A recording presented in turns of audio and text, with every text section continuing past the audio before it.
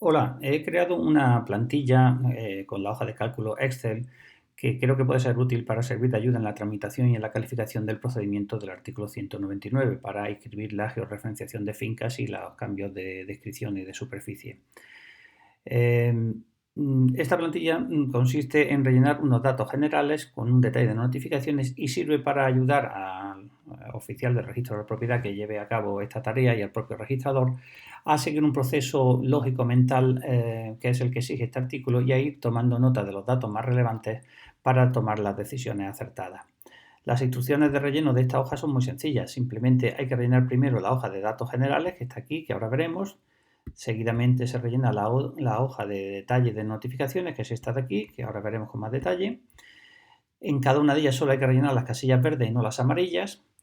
Y la última instrucción es tan sencilla como no tocar la pestaña que se llama no tocar, porque en ella se contienen algunos datos que sirven para que funcionen adecuadamente las otras dos pestañas de datos generales y detalle de notificaciones. Vamos a ver cómo funciona cada una de ellas.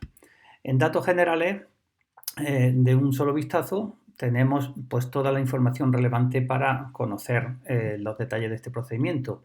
¿Cuál es el número de entrada del documento que lo ha motivado? Por ejemplo, del 2020 vamos a imaginar que es el documento 1988. ¿De qué finca registral estamos hablando? Podemos poner aquí el CRU o el número de finca. Vamos a imaginar que la finca 15001. ¿Qué fecha de entrada ha tenido ese documento? Que nos sirve para hacer un control de seguimiento de los datos. Por ejemplo, el 1 de marzo. En qué fecha se realizó la primera notificación y la última y cuándo acaba el expediente. Estos datos todavía no se pueden rellenar, los rellenaremos más adelante. Los siguientes pasos son que hay que realizar un análisis aritmético, es decir, comparar cifras, un análisis literario, comparar descripciones literarias, hay que ver si tenemos en el registro, en nuestro archivo, algún dato gráfico previo de la finca, hay que hacer un análisis gráfico en GeoBase y hay que hacer una tramitación jurídica. Esos son todos los procesos que exige tramitar correctamente el artículo 199. Empezando por el análisis aritmético, primero rellenaríamos aquí cuál es la superficie que tenemos inscrita. Imaginemos que tenemos 20.000 metros cuadrados inscritos. Que lo que se quiere inscribir vamos a imaginar que son 29.000. Automáticamente nos calcula aquí que lo que se pretende inscribir es un 145% de lo que ya está inscrito, es decir, un exceso de cabida del 45%. Si esta casilla, lógicamente, fuera de otra magnitud, pues aquí nos diría que lo que se quiere inscribir es un 85%, es decir, una disminución del 15%. Podemos dejar cualquier dato. Aquí se trata de ver si lo que se nos aporta es una representación gráfica catastral o alternativa, porque las notificaciones van a variar según sea de un tipo o de otro. Vamos a suponer que sí es catastral y que no es alternativa. A la hora de realizar el análisis literario, primero es un dato muy relevante ver si hay o no hay un cambio de linderos fijos en la descripción de la finca, porque eso tiene una mayor repercusión. Aquí hay una casilla desplegable para ir rellenando sí o no. Vamos a suponer que no hay cambio de lindero fijo.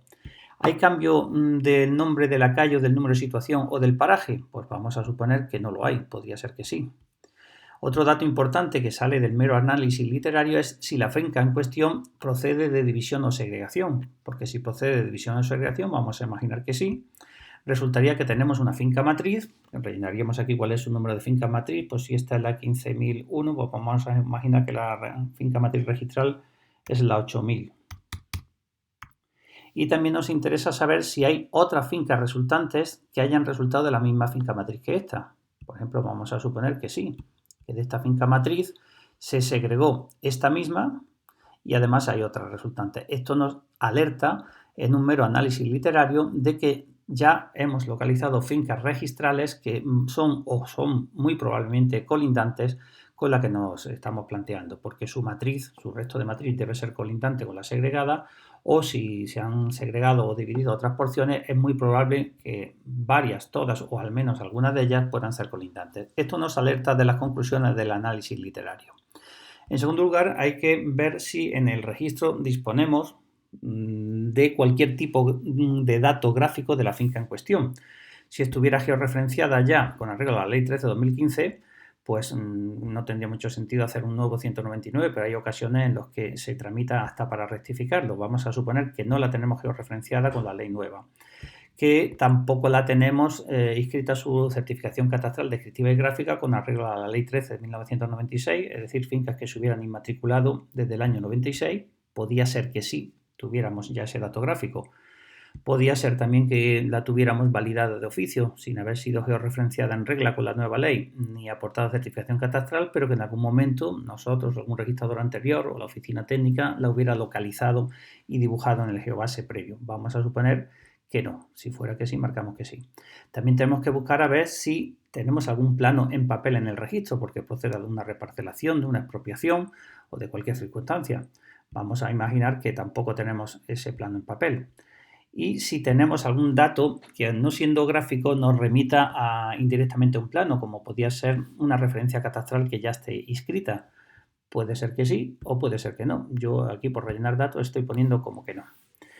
De este análisis literario y este análisis de si hay datos gráficos, pues ya estamos viendo algunos datos relevantes, como que sí va a haber colindantes registrados a los que notificar y que en cambio no tenemos ninguna referencia gráfica de la que partimos, por lo tanto es una finca que no tiene casi ningún condicionante previo desde el punto de vista gráfico. En segundo lugar, o mejor dicho, en tercer lugar, hay que hacer un análisis gráfico en GeoBase, utilizando la representación gráfica catastral que nos han aportado y cargándola en el programa homologado GeoBase.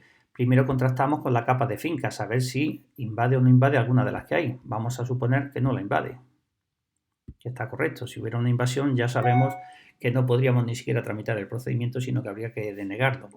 En segundo lugar, lo contrastamos, la representación gráfica catastral que se nos ha aportado, con la capa Publifincas, que es la que recoge las validaciones que se hicieron con anterioridad a la Ley 13. Vamos a suponer que tampoco hay ninguna invasión.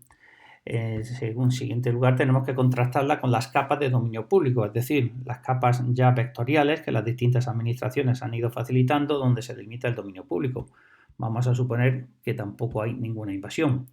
Luego hay que hacer un análisis visual, ya no es automático, ya hay que hacer una apreciación o una interpretación visual con la ortofoto sobre si nos llama mucho la atención que pueda estar invadiendo lo que parece ser dominio público o que pueda estar invadiendo otras fincas colindantes. Conviene aquí marcar también si el análisis visual es correcto o no. Y por último, aunque podría ser quizá el primer paso, es si el análisis gráfico de lo que se nos aporta ahora, al contrastarlo con algún dato gráfico previo de la finca, hay alguna incongruencia o alguna variación muy significativa, de modo que induce a dudas sobre la integridad de la finca y por lo tanto podría hacer fracasar el procedimiento del 199. Vamos a ir suponiendo que todos estos apartados están bien. Y finalmente queda por hacer una tramitación jurídica. Hay que hacer notificaciones, puede ser que a cotitulares registrales, a colindantes catastrales, a colindantes registrales o a la administración titular del dominio público. Aquí está previsto rellenar cuántas hay que hacer según las que hayamos localizado. Por ejemplo, si el expediente lo promueve el titular de una mitad indivisa, pues habría que notificar al otro titular de la mitad indivisa, a un cotitular registral. Si la georreferenciación fuera catastral, no habría que notificar a ningún colindante catastral. Pero colindantes registrales, pues según los que hayamos localizado. Probablemente vamos a haber localizado, porque procede una misma matriz, pues 2, 3 o 4 fincas, ya veríamos a ver cuáles. Y de los estudios en las capas gráficas, podría ser que hubiéramos localizado fincas registrales a las que notificar. Vamos a imaginar aquí que de una misma matriz se han segregado 4 fincas, incluida esta, y que por lo tanto hay 3 colindantes o potenciales colindantes registrales a los que notificar. Y también pues a la administración previsiblemente titular del dominio público afectado, o sea el ayuntamiento por los viales o sea otra. Pues aquí nos hacemos una idea de que vamos a tener que hacer 5 notificaciones, una a un condueño, ninguna a los colindantes catastrales porque estamos utilizando una referenciación catastral, 3 a colindantes registrales y una a la administración. Y esto de si hay oposición o no hay oposición en plazo, todavía en este momento no lo podemos rellenar. Lo haremos cuando terminemos el detalle de notificaciones. En un primer vistazo estamos viendo el resultado de hacer este análisis previo, un análisis aritmético por superficie, un análisis literario según la naturaleza de los cambios. Comprobamos si tenemos o podemos localizar algún dato gráfico previo de la propia finca con la que contrastarla. Hacemos un análisis gráfico en GeoBase con las distintas capas y vemos su resultado. Y hacemos aquí un pequeñísimo esquema de cuál va a ser la tramitación jurídica, qué implicaciones va a tener.